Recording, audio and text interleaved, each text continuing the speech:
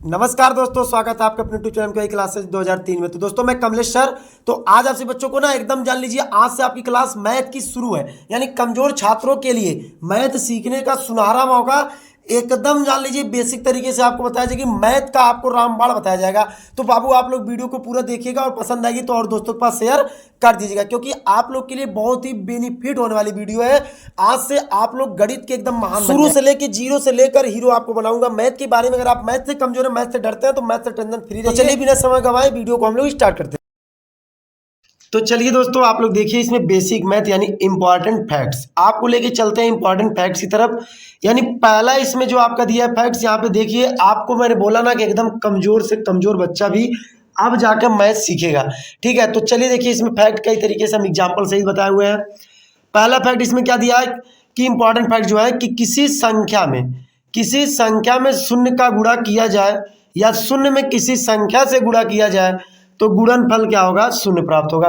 यानी अगर हम किसी संख्या में शून्य से गुणा करते हैं, या जैसे a गुणे जीरो बराबर क्या हो जाएगा, जीरो। और या फिर किसी जीरो में किसी संख्या का गुणा करते हैं, जैसे जीरो गुणे इक्वल टू क्या हो गया, जीरो। तो इस तरीके से किसी भी संख्या में अगर हम जीरो का गुणा करते हैं तो आंसर हमारा जीरो हो जाएगा। जैसे आप यहाँ एग्जाम्पल देख लीजिए, 5 गुणे जीरो बराबर क्या दिया है, जीरो, ठीक। यानी 5 में हमने जीरो का गुणा किया तो क्या मिला हमको, जीरो मिल गया। 0 गुणे 5 बराबर जीरो। 8 गुणे 9 गुणे 6, यानी 8 गुणे 0 गुणे 9 गुणे 6। तो यहाँ पे भी 8 जीरो हमने पूरा मल्टीप्लाई किया तो क्या हो गया, जीरो। कितनी भी बड़ी संख्या हो, अगर हम उसमें जीरो का गुणा करते हैं तो पूरी आंसर हमारी क्या मिलेगी बाबू, जीरो मिल जाएगा। चलिए अब दूसरा देखते हैं हम लोग। दूसरा क्या दिया है कि दूसरा जो आपका है, तो यहाँ पे पहले समझ लीजिएगा कि किसी भी संख्या हम जीरो का गुणा करेंगे तो आंसर हमारी क्या हो जाएगी बाबू, जीरो हो जाएगी। तो चलिए हम लोग अब दूसरा देखते हैं। इसमें देखिए दूसरे में क्या बोला है, ध्यान से देखिएगा, समझ में आपको आएगा, जरूर से जरूर समझ में आएगा। शून्य में किसी संख्या से भाग दिया जाए तो भागफल शून्य प्राप्त होगा। यानी अगर शून्य में किसी भी संख्या का भाग करते हैं तो हमारा क्या होगा बाबू, शून्य प्राप्त होगा। यानी भागफल जो होगी शून्य प्राप्त होगी किसी भी संख्या में। जैसे जीरो में हमने एक का भाग किया, जीरो। फिर हमने एग्जाम्पल आप नीचे देख सकते हैं कि एग्जाम्पल में क्या है, अगर हम जीरो में 7 का भाग करेंगे तो भी आंसर क्या आ रही है, जीरो ही आएगा। अगर हम जीरो में 39 का भाग कर रहे हैं तो भी आंसर क्या आ रही है, जीरो आ रहा है। अगर हम जीरो में 484 का भाग कर रहे हैं तो फिर भी आंसर क्या आ रही है, जीरो आ रही है। तो चलिए इसी तरह से अब देखिए, यानी किसी भी संख्या में अगर हम जीरो से भाग करेंगे, जीरो में किसी भी संख्या का भाग करेंगे तो आंसर हमारी जीरो ही आएगी, ठीक है। अब देखिए इंपॉर्टेंट तीसरा क्या है। तीसरा आप ध्यान से देखिए कि किसी संख्या को शून्य से भाग दिया जाए तो भागफल इनफाइनाइट प्राप्त होगा। यानी अगर हम किसी भी संख्या में शून्य से भाग देते हैं तो भागफल क्या होगी, इनफाइनाइट होगा। जैसे अगर a में, यानी आप ध्यान से समझिएगा कि अगर हम a में जीरो का भाग करते हैं, क्योंकि देखिए इसमें क्या बोला, किसी भी संख्या का, तो अगर हम a में जीरो का भाग करते हैं तो भागफल हमारी क्या हो जाएगी, इनफाइनाइट होगा। किसी भी संख्या में अगर हम जीरो से भाग करेंगे, कितनी भी बड़ी संख्या हो, उसका आंसर इनफाइनाइट होगा। जैसे अब देखते हैं हम लोग एग्जाम्पल की तरफ देख लेते हैं। इसमें एग्जाम्पल क्या बोला है बाबू, आप इसमें समझ लिए ना कि किसी भी संख्या में अगर हम जीरो से भाग करेंगे, किसी भी संख्या, मतलब जैसे एग्जाम्पल में 17/0 दिया है, तो किसी भी संख्या में अगर हम जीरो से भाग किए तो भागफल क्या होगी, इनफाइनाइट। 8/0 दिया है, 8/0 दिया है तो बराबर में क्या हो जाएगा, इनफाइनाइट। 640/0 दिया है तो भी क्या हो जाएगा, इनफाइनाइट। यानी कितनी भी छोटी से हो या बड़ी संख्या हो, अगर हम उसमें जीरो से भाग करते हैं तो भागफल हमारी क्या प्राप्त होती है, इनफाइनाइट प्राप्त होती है। तो ये हो गया हमारा तीसरा रूल। पहला दूसरा हो गया, ये तीसरा हो गया, ठीक है। ऊपर दूसरे वाले में क्या था, जीरो में किसी संख्या से भाग करेंगे तो जीरो होगी, और किसी संख्या में अगर हम जीरो से भाग करेंगे तो इनफाइनाइट होगा। यानी जीरो में किसी संख्या से भाग करने पर भागफल जीरो, और किसी संख्या में जीरो से भाग करने पर भागफल इनफाइनाइट प्राप्त होगा, ठीक है। चलिए चौथा देखते हैं हम लोग। तो यहाँ पे चौथा, किसी संख्या की घात शून्य होने पर उसका मान 1 हो जाता है। यानी अगर किसी भी संख्या की पावर 0 है तो उसका मान क्या हो जाएगी, 1 हो जाती है। जैसे a की पावर 0 बराबर क्या हो जाएगा, 1 हो जाएगा। किसी का भी, कितनी भी बड़ी संख्या होगा और उसका पावर 0 है तो इसका मतलब उसका मान क्या है, 1 है। तो किसी भी संख्या की पावर 0 होने पर, घात शून्य होने पर उसका मान 1 हो जाती है। जैसे एग्जाम्पल में 17 की पावर 0 तो बराबर क्या है, 1 है। 5 की पावर 0 बराबर क्या है, 1 है। 385 की पावर 0 बराबर क्या दिया है, 1 है। यानी किसी भी संख्या की अगर पावर 0 है तो उसका भागफल क्या हो जाएगी, 1 हो जाएगी। ठीक है, भूलिएगा मत। चलिए अब हम लोग आगे देखते हैं। देखिए चलिए आगे देखिए अब क्या होता है। यानी 5वें नंबर पर, 5वां देखिए क्या है, किसी संख्या को, यानी किसी संख्या को स्वयं से भाग देने पर भागफल 1 प्राप्त होता है। यानी अगर कोई संख्या है उसमें हम स्वयं से भाग देते हैं तो भागफल क्या होगी, 1 प्राप्त होगी। यानी किसी संख्या को स्वयं से भाग देने पर भागफल 1 प्राप्त होता है। अगर हम किसी भी संख्या में स्वयं से भाग देते हैं तो भागफल हमारी 1 प्राप्त होती है। जैसे a/a बराबर क्या होगी, 1। यानी 1/a बराबर हमारा क्या हो जाएगा, 1, क्योंकि a से 1 कैंसिल हो जाएगा।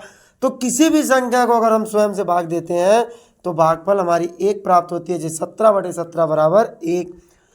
25/25 बराबर हमको क्या प्राप्त होगी, 1 प्राप्त होगा। क्योंकि देखिए 17 से 17 काटे 1 आया, 25 से 25 काटेंगे तो भी 1 आएगा।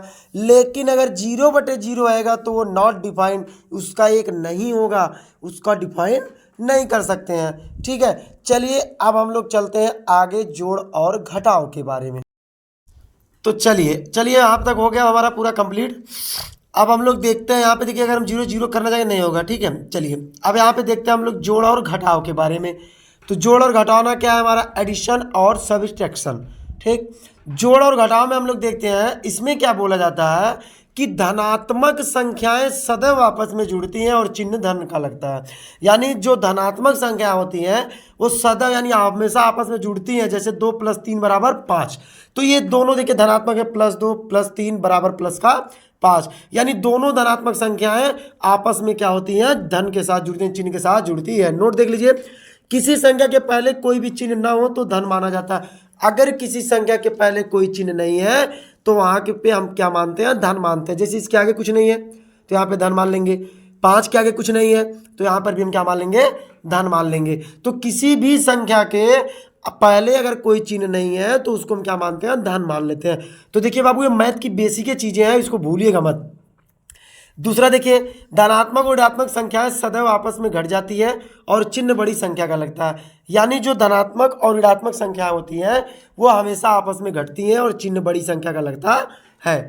तो ये चीज़ मत भूलिएगा, बहुत ही कॉमन चीज़ें हैं। जैसे एग्जाम्पल तौर पे आप देख सकते हैं, हमने आपको एग्जाम्पल बताया +5 - 7, यानी धनात्मक और ऋणात्मक सदैव आपस में घट जाती है और चिन्ह पर बड़ी संख्या लगता है। ठीक, तो चिन्ह जो है बड़ी संख्या का लगाते हैं। जैसे एग्जाम्पल मान लीजिए +5 - 7। अब देखिए दोनों आपस में तो घटेंगी, प्लस माइनस है, घट जाएगा तो -2 आएगा, लेकिन चिन्ह क्या लगेगी, माइनस। क्यों, क्योंकि बड़ी संख्या क्या है, 7 है। तो बड़ी संख्या जब 7 है उसके आगे माइनस है तो माइनस का चिन्ह लगाएंगे। ठीक है भैया, आगे देखिए 17 - 19, तो 17 - 19 हम घटाएंगे, 17 में से 19 जाएगा, 8 आएगा। अब चिन्ह कौन सी, बड़ी संख्या 17 है, 17 के आगे प्लस है तो चिन्ह कैसी हो जाएगी, धनात्मक चिन्ह हो जाएगा। इसके बाद देखिए अगला, देखिए इसमें क्या दिया है, -9 + 17, -9 में 17 करेंगे तो 8 आएगा। अब बड़ी संख्या कौन है, 17 है, तो चिन्ह कैसा, प्लस। तो यहाँ पे कैसी चिन्ह लगेगी, प्लस का चिन्ह लगेगा, यानी प्लस का 7। ठीक, आगे देखते हैं 9 - 11, बड़ी वाली संख्या माइनस में है, छोटी वाली संख्या प्लस में है तो माइनस का 2 हो जाएगा। ठीक, इसके बाद वाले में हम लोग देखते हैं -11 दिया है ना, -11 प्लस का 9, यानी -11 प्लस का 9, तो बड़ी वाली संख्या -11 प्लस वाली संख्या छोटी, तो यहाँ पे हो जाएगी माइनस का 2। ठीक, तो बड़ी वाली संख्या देखिए क्योंकि माइनस में है इसलिए माइनस पहले लग गया। ठीक है, तो अब आगे हम लोग देखते हैं, तीसरे की तरफ चलते हैं। तो चलिए अब देखिए इसमें यहाँ पे आपको समझ में आया, आई होप आपको अच्छे से समझ में आ गया होगा। ठीक है, तो बाबू नहीं समझ में आएगा तो कमेंट करके जरूर बताइएगा, हम आपकी इसमें मदद जरूर करेंगे, पूरा मदद करेंगे। गणित आपके मुट्ठी में होगी, मात्र आप कुछ दिन। चलिए अब देखिए तीसरा, ऋणात्मक संख्याएं आपस में जुड़ जाती हैं। या चलिए थोड़ा सा एक काला गया था जिसकी वजह से कर दें, ऋणात्मक संख्याएं आपस में जुड़ जाती हैं और चिन्ह ऋण का लगता है। यानी जो ऋणात्मक संख्या होती है वो आपस में क्या करते हैं, जोड़ देते हैं, लेकिन चिन्ह कैसे लगाते हैं, ऋण का लगाते हैं। जैसे -5 -2 -7 हो गया, यानी माइनस माइनस जुड़ेगी तो चिन्ह कैसा लगेगा, माइनस का ही लगेगा। -7 - 5 बराबर -12 हो गया, -8 - 6 बराबर -14 हो गया। ठीक है। तो इसी तरीके से चिन्ह हमेशा ऋणात्मक का लगाते हैं, ऋणात्मक संख्या आपस में जुड़ जाती है और चिन्ह कैसा ऋण का लगता है। इसके बाद देखिए गुणा यानी मल्टीप्लिकेशन। गुणा करने का ट्रिक देखिए, जब भी हम गुणा करते हैं, अगर हम यदि इसमें देख सकते हैं आप मल्टीप्लिकेशन का प्लस गुणे प्लस करेंगे तो प्लस आएगा, यानी 2 गुणे 3 किए तो 6 आया, लेकिन चिन्ह कैसा प्लस का ही लगेगा। ठीक है। अगर प्लस गुणे माइनस करेंगे तो चिन्ह कैसा माइनस आएगा। जैसे 2 गुणे माइनस का 3, हमने यहाँ पे क्या किया 2 गुणे माइनस का 3 तो बराबर कितना है माइनस का 6 आया, तो चिन्ह कैसा लगी माइनस का ही लगेगी। ठीक है। तो यहाँ पे आप आगे देखिए माइनस गुणे प्लस बराबर क्या होगी माइनस होगा, यानी जैसे -2 गुणे 3 तो चिन्ह कैसा लगा माइनस का लगा, लेकिन आया कितना 6, -2 गुणे 3 बराबर माइनस का 6। तो बाबू अगर हम गुणा करेंगे माइनस गुणे प्लस करेंगे तो माइनस ही होगा, यानी माइनस गुणे माइनस करेंगे तो प्लस होगा। अगर हम माइनस का गुणा माइनस कर रहे हैं तो क्या होगी प्लस होगी। जैसे -2 गुणे -3 तो बराबर में प्लस का क्या हो जाएगा 6 हो जाएगा। ठीक है। यहाँ पे एक चीज़ और देख लीजिए नीचे के साइड में आप, अगर यहाँ पे ध्यान से देख लीजिएगा समझ लीजिएगा कि अगर हम यहाँ पे, तो यहाँ पे आप देख लीजिए कि अगर माइनस का गुणा सम बार तो क्या होगी प्लस होगा। अगर माइनस का गुणा सम बार होती है तो इसमें क्या हो जाएगा हमारा प्लस का चिन्ह लगेगा। अगर माइनस का गुणा विषम बार है तो क्या लगेगी माइनस का चिन्ह लगेगा। तो यहाँ पे आप एग्जाम्पल के देख के समझेंगे कि अगर माइनस का गुणा सम बार है तो प्लस, माइनस का गुणा विषम बार है तो माइनस। जैसे 3 बार हो गया तो माइनस, जैसे एग्जाम्पल में 2 गुणे -3 गुणे 4 गुणे -2 गुणे -6, यहाँ पे हम 2 गुणे -2 -6 ऐसे नहीं करेंगे, यहाँ पे हम सभी का गुणा कर देंगे। 2 3 6 चौके 24 दूनी 28 1 3 44, तो यहाँ पे 1 2 3 बार माइनस है तो चिन्ह का हिसाब माइनस का चिन्ह लगेगा। ठीक। अब यहाँ पे दूसरा देखिए -3 गुणे -2 गुणे -4 गुणे -5, तो यहाँ पे इसका हम गुणा करेंगे 2 3 6 चौके 24 5 120, तो यहाँ पे 1 2 3 4 बार है तो कैसा चिन्ह आ जाएगा प्लस, क्योंकि सम संख्या है और विषम संख्या इन सब के बारे में अलग वीडियो आपको मिल जाएगी। ठीक है। तो यहाँ पे इस तरीके से हो गया। अब देखिए बाबू अगर आपको वीडियो पसंद आई है ना तो अब देखिए भाग वाला देख लीजिए। डिवीजन यानी भाग का क्या करते हैं, यदि अंश और हर के चिन्ह समान है तो धनात्मक प्राप्त होता है, और यदि अंश और हर के असमान है तो ऋणात्मक प्राप्त होगी। यानी यदि अंश और हर के चिन्ह समान हो तो क्या प्राप्त धनात्मक, और असमान रही तो ऋणात्मक प्राप्त होगी। जैसे अगर प्लस बाई प्लस करेंगे प्लस बटे प्लस तो बराबर प्लस, 6/2 काटेंगे दोनों प्लस में है तो प्लस का 3 हो जाएगा। अगर हम प्लस बटे माइनस करते हैं तो बराबर माइनस आएगी। जैसे अगर हम 6 गुणे -2 करते हैं तो चिन्ह देखिए नीचे माइनस है तो विषम असमान है तो चिन्ह माइनस है, अगर ऊपर चाहे प्लस हो या नीचे हो। माइनस का करेंगे तो प्लस में आंसर आएगी। जैसे -6 -2 माइनस कैंसिल तो 2 3 6 3 आ गया। अगर माइनस का प्लस में करेंगे तो बराबर माइनस ही आएगा। जैसे -6 गुणे 2 बराबर माइनस का 3।